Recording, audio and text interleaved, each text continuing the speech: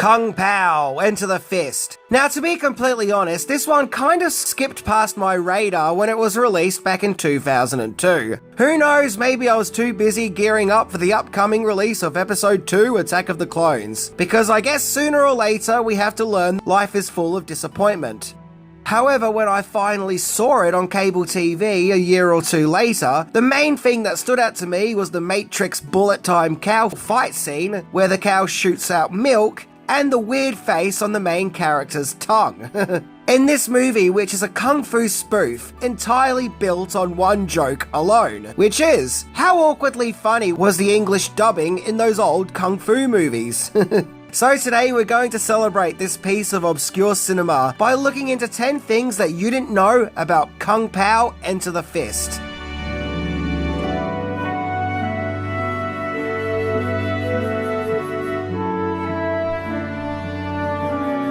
Ladies and gentlemen, welcome to Kung Pow, Enter the Fist, of which for timing purposes, often throughout this video, I'm just going to refer to as Kung Pow. It's short and sweet and straight to the point. So buckle up as we explore this truly bizarre movie, which not many people paid attention to when it came out, but has since picked up a cult following. So, let's check it out. Number 10, originally intended to be an animated movie. Kung Pow, Enter the Fist was the creation of American filmmaker, actor, and stand-up comedian Steve Oedekerk, who previously directed Ace Ventura: When Nature Calls, and wrote the Nutty Professor remake and Jimmy Neutron: Boy Genius. The idea of Kung Pow is that it was to be a comical take on poorly dubbed English in old martial arts movies. However, the movie was originally called the dubbed action movie Enter the Fist, and it was to be an animated movie, apparently in the style of anime. But as the production went on, it was decided to scrap the idea of an animated movie in favour of a live action one instead. Number 9, the movie's title came from a chicken dish. So obviously the film didn't go with the overly long and overly complicated title of the dubbed action movie Enter the Fist. Nope, the title needed more flair and punch. That, and apparently another company tried to claim copyright ownership over the title of the dubbed action movie Enter the Fist. So the movie got the name Kung Pow. But this title came from the most random of places. An actual Chinese chicken dish called Kung Pao chicken, but only spelt differently, with Pao being spelt P-A-O. It's a famous traditional dish that dates back to the Qing dynasty. Now, the logic behind giving the movie that name is Kung Pao chicken is known for being really spicy, and Kung Pao the movie, like the dish, is also very spicy in that it's spicy with its humour. Yeah, you see what they've done there? See that spicy connection they made? But really, the name relevance is neither here nor there. I don't think many Western audiences were aware of Kung Pao chicken. I don't know, maybe they were. After all, it does look very delicious. And let's be honest, who doesn't love a Chinese meal? A succulent Chinese meal! I always thought the title was a pun on Kung Fu. Yep, it's like Kung Fu, only with more pow. Number 8, Kung Pow is 2 movies spliced together. So if you want your movie to look like a 1970s kung fu movie, then what better way to achieve this than to use footage from an actual 1970s kung fu movie, as Kung Pow is mainly made up of a pre-existing 1976 Hong Kong movie called Tiger and Crane Fists. The footage that was used from that film was redubbed for Kung Pow, as well as Steve Oedekerk's head being digitally placed over Tiger Crane Fist's main star, Jimmy Wang Yu, as well as other new characters being inserted into the footage, not to mention new scenes specifically filmed for Kung Pow. Yep, believe it or not, Tiger and Crane Fists didn't feature the Matrix milk-shooting cow. So Kung Pow really is a Frankenstein monster mishmash of a movie. Number 7, Kung Pow was a passion project. Kung Pow was really Steve Oedekerk's baby. Like, he was all in this movie. This was to be his grand masterpiece, with his previous movie, Ace Ventura, only being an appetizer. Yep, Kung Pow was the main course, as when it came to Kung Pow, Odenkirk acted as the movie's main star, the Chosen One, as well as the movie's director, writer, and co-producer, as well as being helmed by Odenkirk's very own film company, which he founded, called O Entertainment. Or is that Zero Entertainment? I don't know. Not only that, but he redubbed every single character in the movie. Yeah, Odenkirk pretty much plays everyone, giving each character their own individual voice. The only character he didn't voice was Woe, who was voiced by actress Jennifer Tung.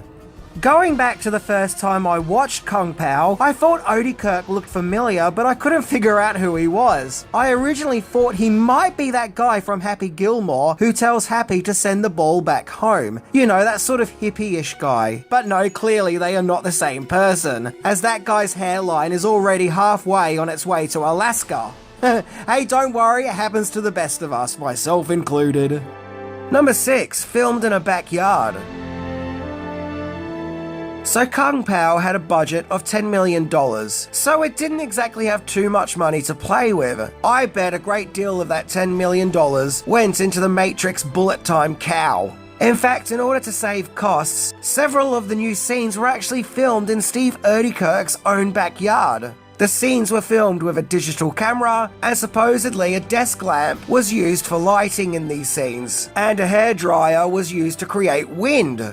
Look, you know you're working on a big Hollywood production when you're working with desk lamps and hairdryers.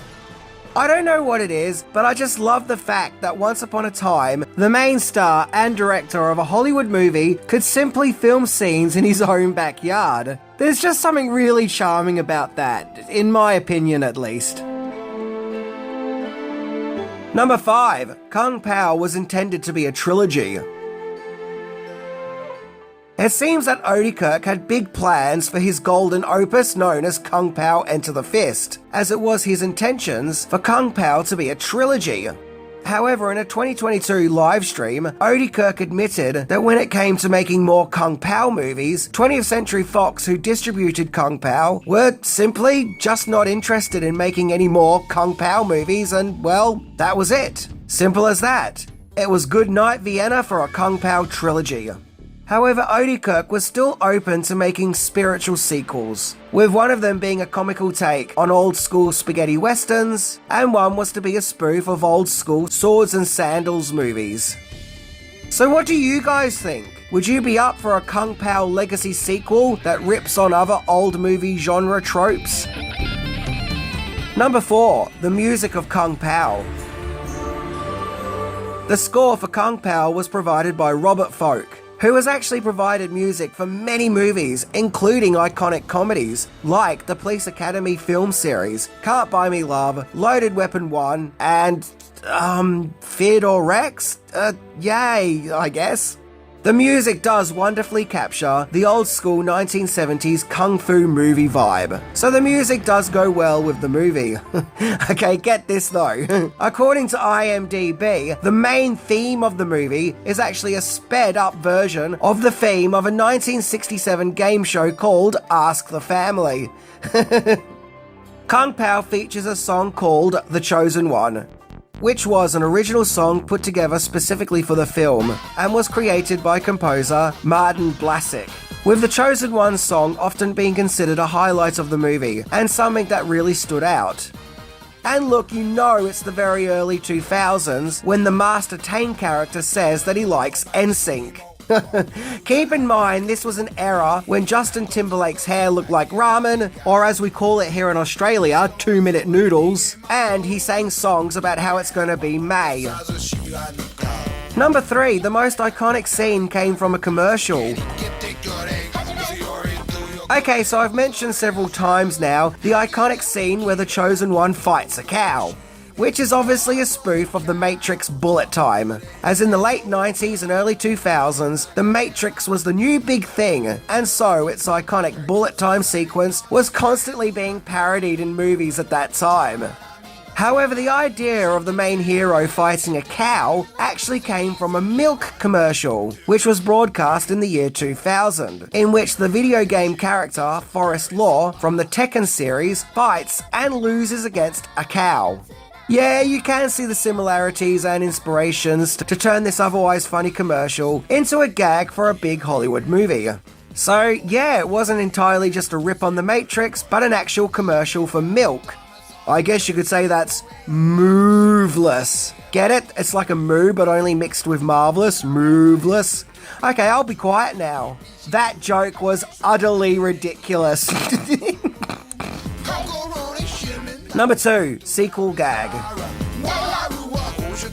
So all this talks of sequels aside, Kung Pow actually did end with a sequel trailer called Kung Pow 2, Tongue of Fury, which probably got fans excited and thought that a Kung Pow sequel was definitely on the way. Sadly though, it wasn't. The Kung Pow 2 trailer seen at the end of the movie was actually just a joke trailer, so technically this actually was part of that first movie. A parody. Several online sources have claimed that this is a reference to Mel Brooks, who would suggest sequels in his movies that would never happen, as the idea of said movies actually having sequels were ridiculous. That is until it finally did happen. But hang on a minute. I know what you're all thinking. But Minty, didn't you say not too long ago in this very video that Kung Pow was meant to be a trilogy? Well, if you're feeling confused and annoyed, well, how do you think I feel getting all these conflicting reports? Does anyone care about how I feel or what I want? Okay, jokes aside, maybe it was intended to be a trilogy, but the sequel trailer seen at the end of Kung Pow was a joke trailer. So yeah, that's my best explanation. Anyway, on with the show. The Kung Pow 2 trailer actually reminds me of the Grindhouse movies and Machete movies, as they were movies from the 2000s that grew from mock-up trailers. Heck, even Tropic Thunder had plenty of fake movie trailers. Okay, the 2000s was definitely a time of fake movie trailers within movies. Number 1. Kung Pow Enter the Box Office Dollars. Kung Pow Enter the Fist was released in January 2002. Yep, even back then, January was a cinematic dumping ground, suggesting that 20th Century Fox didn't have much faith in Kung Pow. However, the movie made $17 million on its $10 million budget, so it was a moderate success. For its time, Kung Pow though got negative reviews from critics and was nominated for a Stinker's Bad Movie Award for Worst Picture, of which it won alongside fellow comedy Master of Disguise. Going by memory, I think that when it was first released, it was shrugged off as being just a dumb, stupid, nonsensical movie. You know, not worthy of your time. But I think as people saw it on home video is when its popularity started to take off. Despite all its critical naysaying at that time, Kung Pow has gone on to be considered a cult classic. A fun, wacky, off-the-wall comedy, of which its main gag of poorly done English voice dubs never gets old.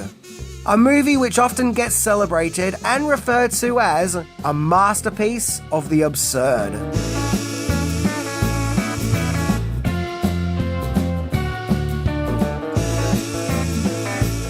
I guess it all depends on tastes. It depends on where you stand with silly, slapstick, and gross-out humour. Personally, I like it, so it's all good on my end.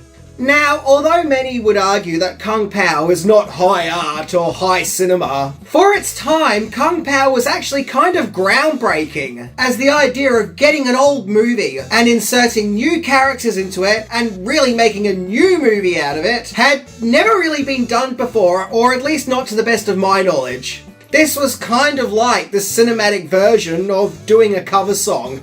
Anyway, I'm Minty, and there should totally be a Kung Pow movie that's a horror, that pays homages to Hammer Horror. Yep, Hammer Horror and Kung Fu. I'd buy that for $1. See ya!